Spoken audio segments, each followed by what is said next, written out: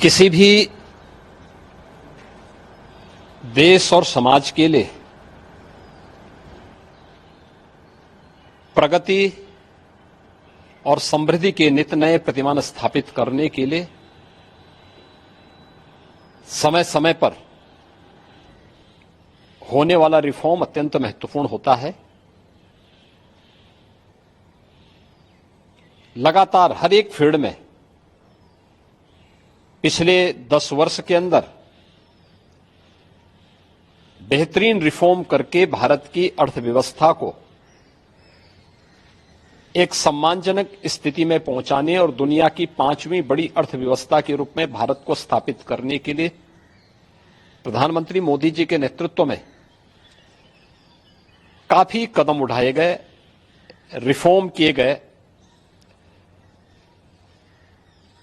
स्वाभाविक रूप से एक तरफ हम समृद्धि के नित नए सोपान छुए, दूसरी तरफ अपनी राष्ट्रीय सुरक्षा को भी उतना ही महत्व देना होगा और राष्ट्रीय सुरक्षा को भी, चाहे वह सेना में, उनके साजो सामान में आत्मनिर्भरता के लक्ष्य को प्राप्त करने का कार्य हो या फिर सेना के आधुनिकीकरण से जुड़े हुए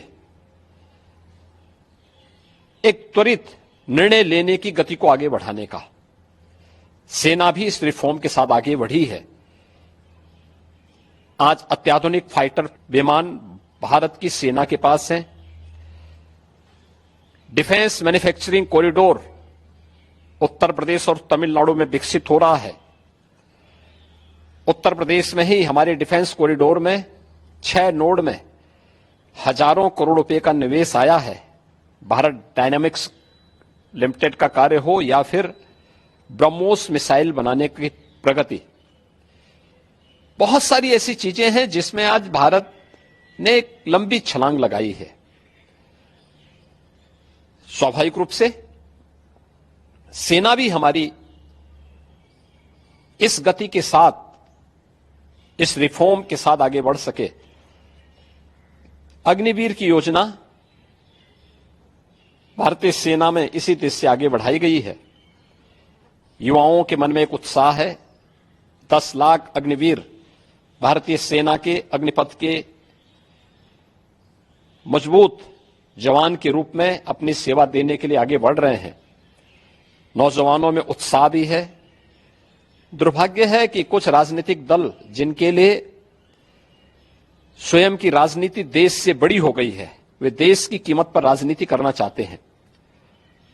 उनका काम ही है कि हर रिफॉर्म वाले कार्य को, हर प्रगति वाले कार्य को, हर समृद्धि वाले कार्य में टांग अड़ाना, अनावश्यक व्यवधान पैदा करना, गुमराह करना, भड़काने की बयानबाजी करना और लगातार उनके द्वारा इस प्रकार के कृत्य किए जाते रहे हैं। और इस मुद्दे को लेकर के भी विपक्ष ने लगातार गुमराह करने का प्रयास किया।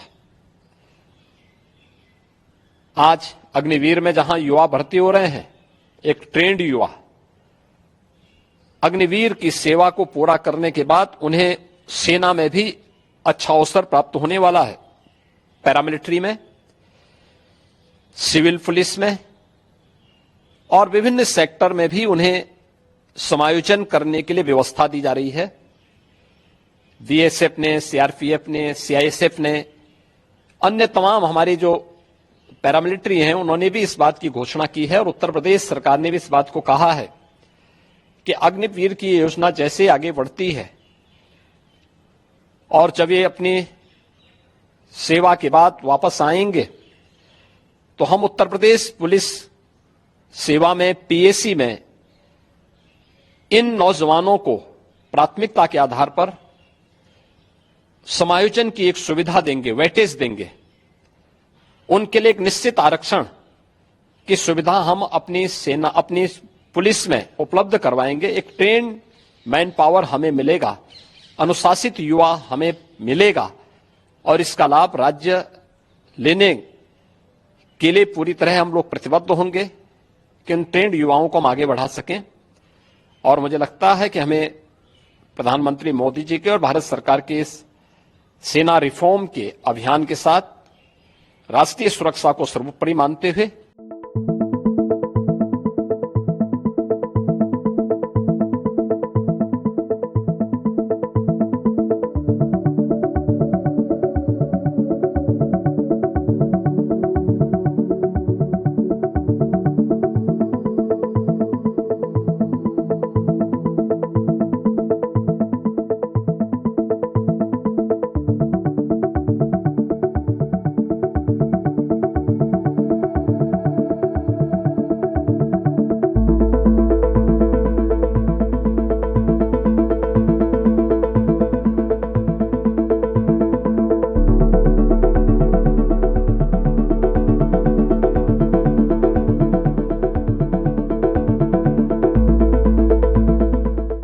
किसी भी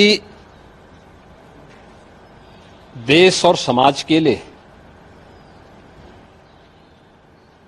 प्रगति और समृद्धि के नित नए प्रतिमान स्थापित करने के लिए समय समय पर होने वाला रिफॉर्म अत्यंत महत्वपूर्ण होता है। लगातार हर एक फील्ड में पिछले 10 वर्ष के अंदर बेहतरीन रिफॉर्म करके भारत की अर्थव्यवस्था को एक सम्मानजनक स्थिति में पहुंचाने और दुनिया की 5वीं बड़ी अर्थव्यवस्था के रूप में भारत को स्थापित करने के लिए प्रधानमंत्री मोदी जी के नेतृत्व में काफी कदम उठाए गए, रिफॉर्म किए गए।